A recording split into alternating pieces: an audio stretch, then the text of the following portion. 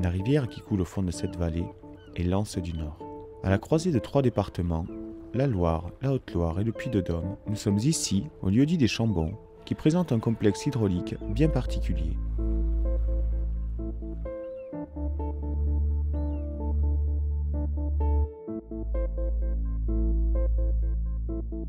L'Anse du Nord est riche d'une biodiversité et d'une qualité d'eau exceptionnelle. Grâce au contrat territorial porté par la communauté de communes Ambert-Livradois-Forez, une attention particulière lui est attribuée sur ce territoire. Laissons Éric Dubourgny, en charge de la politique de l'eau à la communauté de communes, nous en dire un peu plus à ce propos. On constate que sur notre territoire, une des ressources naturelles les plus importantes, c'est l'eau. L'eau est un atout économique, un atout également touristique, et il faut en prendre soin à ce titre. C'est pour cette raison qu'on s'est engagé dans la démarche d'une contractualisation de ces outils qui sont les contrats. Un contrat territorial, donc c'est un accord technique et financier entre les élus locaux et les partenaires financiers tels que l'Agence de l'eau qui est notre principal partenaire financier. Donc en faveur de la gestion de l'eau, c'est avant tout un outil qui répond à des objectifs européens et nationaux et pour lequel on mène des actions concrètes qui sont adaptées au territoire. Où on s'efforce véritablement de mettre en place un vrai travail d'équipe pour que les travaux qui sont réalisés atteignent l'objectif de la bonne qualité, préservent une bonne quantité et soient des programmes qui soient partagés par les propriétaires, les forestiers, les agriculteurs, les élus et la population du territoire. Pour redonner un fonctionnement naturel à l'Anse du Nord, ce petit bout de rivière va connaître un chamboulement très important. 2 anciens seuils barrant les eaux de l'Anse et d'un petit affluent vont ici être détruits. Étienne Gray, technicien de rivière au contrat territorial Anse du Nord Amont, va nous expliquer tout cela.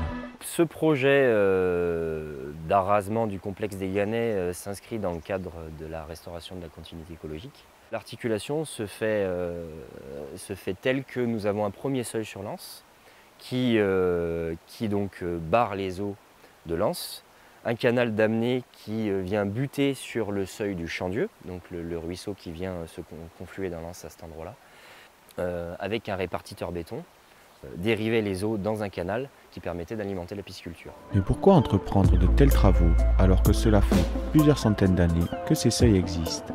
L'objectif principal, c'est de permettre la continuité écologique, c'est-à-dire la libre circulation des poissons pour qu'ils puissent remonter les cours d'eau, qu'ils puissent se reproduire. Et aussi l'objectif, c'est la remobilisation des sédiments, puisqu'on est sur une retenue du seuil avec une quantité de sédiments très importante. Sur les remous liquides qu'il y avait à l'amont, donc c'est le plat qu'il y avait à l'amont des seuils existants. Et j'espère qu'il y aura des crues qui permettront de faire en sorte qu'il y ait un désensablement global de la plate en amont.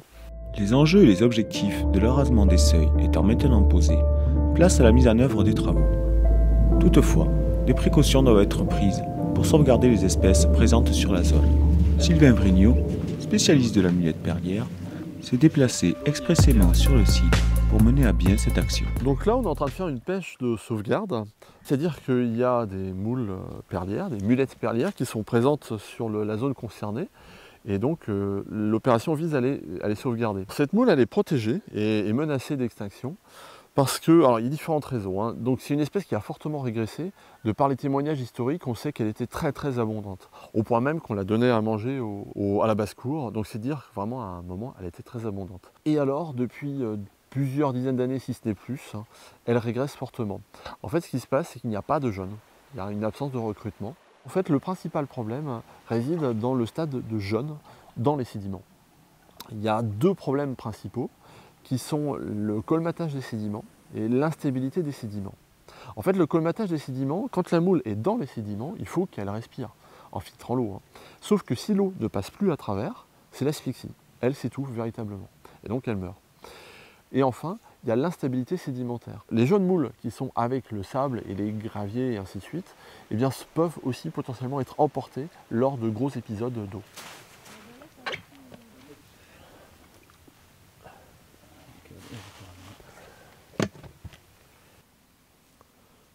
Je suis en charge de récupérer ces individus, de les marquer pour pouvoir les suivre ensuite et de les réimplanter dans un endroit où elles seront épargnées de cette remobilisation sédimentaire. Et alors, étant donné que c'est une espèce protégée, il y a un arrêté préfectoral qui est nécessaire et donc qui me donne l'autorisation légale de pouvoir le faire. À l'échelle internationale, européenne et plus encore, l'espèce est classée en danger critique d'extinction. Mais on a encore un peu de marge de manœuvre, puisque en fait, l'espérance de vie est très longue, on a des individus qui sont là, donc qui gardent leur faculté de reproduction. On souhaite que la moule puisse recoloniser l'endroit qui va être renaturé en quelque sorte. Donc tout ce secteur qui était en amont du seuil, donc qui fait plusieurs centaines de mètres de long, on espère qu'il va pouvoir être recolonisé par des individus. Alors c'est pas gagné, puisqu'il y a toujours cette histoire de perméabilité sédimentaire. Est-ce que le courant passe à l'intérieur des sédiments? Est-ce que les jeunes vont pouvoir s'émanciper là-dedans? C'est pas sûr, mais on relève le pari.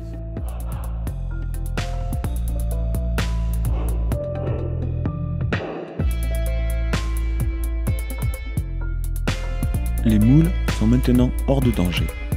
Mais qu'en est-il pour ses voisins, les poissons? Pierre Gray, technicien à la Fédération départementale de pêche et de protection des milieux aquatiques, est lui aussi venu au secours des espèces piscicoles.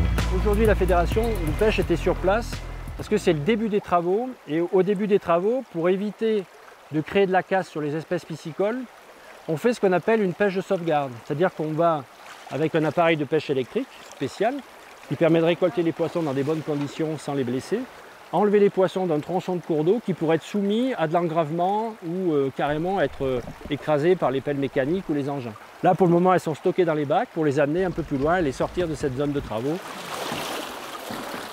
Le premier enjeu, c'est qu'on est sur une rivière hautement patrimoniale sur laquelle il y a plusieurs espèces phares, en particulier au niveau piscicole, la truite fario et surtout l'ombre commun. Alors l'ombre commun, c'est un poisson qui est un peu quand même en déclin en France. Il reste peu de rivières où naturellement il se développe dans des bonnes conditions. On a la chance d'avoir un cours d'eau avec des très bonnes qualités d'eau et des fonds pas colmatés, des zones de frayère vraiment adaptées avec la granulométrie qui va bien. Et puis des conditions thermiques l'été qui sont vraiment favorables aussi. Même si ces dernières années la température a tendance à monter, pour le moment encore ça tient. Et puis deux petites espèces associées qui sont très sensibles également à la pollution et qu'on trouve relativement abondant ici, qui sont le chabot et la lamprade planaire. Donc déjà au niveau piscicole, 4 espèces très importantes à protéger et à sauvegarder. Autre enjeu qui est lié également à l'aspect piscicole, c'est l'impact de ralentissement dynamique qui est créé par le seuil, qui se réchauffe surtout l'été et qui ramène des eaux trop chaudes à l'aval. Donc le fait de supprimer l'obstacle, on ne va plus avoir ce phénomène de lame d'eau qui s'échauffe trop fortement et on va rétablir les conditions de température plus favorables pour les espèces cibles que sont la truite, l'ombre commun, le chabot, la lamproie et même la moule perlière qui ne supporte pas des eaux trop chaudes.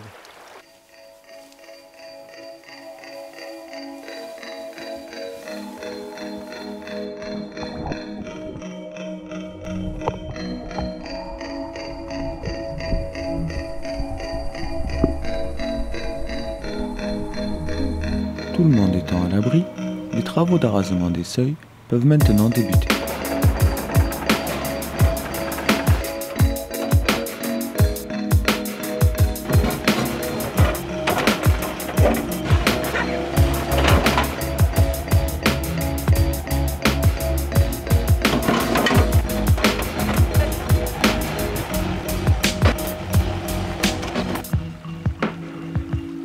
On peut voir la destruction du répartiteur béton qui est ici, qui nous a permis, en fait, en ne le détruisant que de moitié, de pouvoir faire dériver les eaux. Donc après, nous avions ici le seuil du champ de jeu. Donc nous avons commencé à faire une brèche et nous allons finir d'aplanir et de faire un grillage de blocs sur le secteur.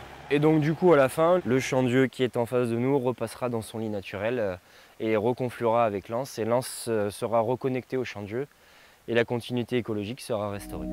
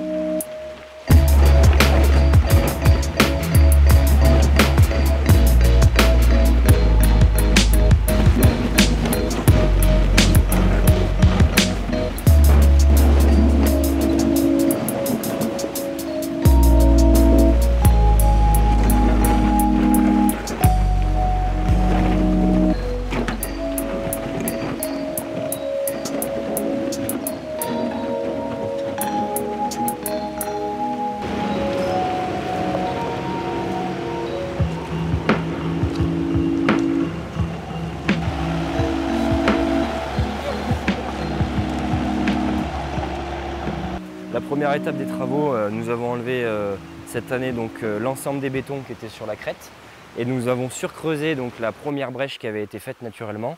Nous l'avons surcreusé pour qu'il y ait une chasse sédimentaire qui soit créée en amont. Et donc aujourd'hui, on va laisser travailler la rivière pendant 1 an sur ce secteur.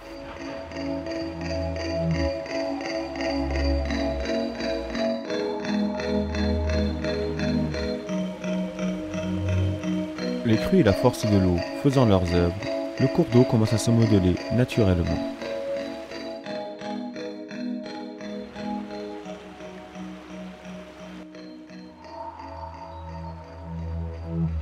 Après un dernier passage de pelle mécanique pour redisposer les plus gros blocs, la phase après travaux peut maintenant commencer. Dans la phase après travaux, l'idée c'est de proposer donc, un recul de résineuse sur l'ensemble de la plate en amont, notamment pour éviter le déchaussement de ces arbres. Nous allons aussi proposer du génie écologique, qu'on appelle des fascines ou des tressages de sol, qui permettra à la végétation de repartir plus vite. Donc c'est un double enjeu, un enjeu de protection de berges et puis un enjeu piscicole puisqu'on recrée de l'habitat piscicole.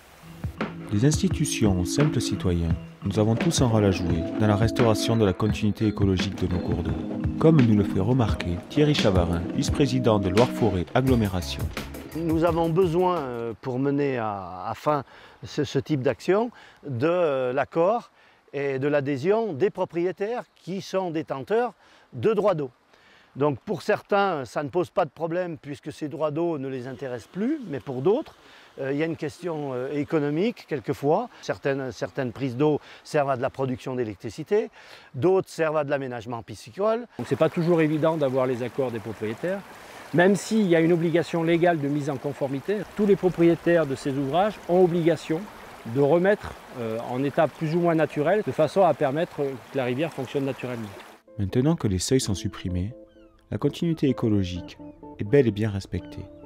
Toutefois, l'intérêt de ce projet ne s'arrête pourtant pas là. On est sur des enjeux écologiques, mais c'est aussi très transversal comme enjeu, c'est-à-dire que c'est aussi un enjeu de quantité d'eau, de qualité d'eau.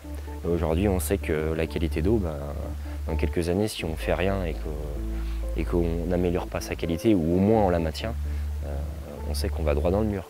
Aujourd'hui, c'est une question de prise de conscience, mais c'est une prise de conscience où il y a encore beaucoup de travail à faire pour qu'elle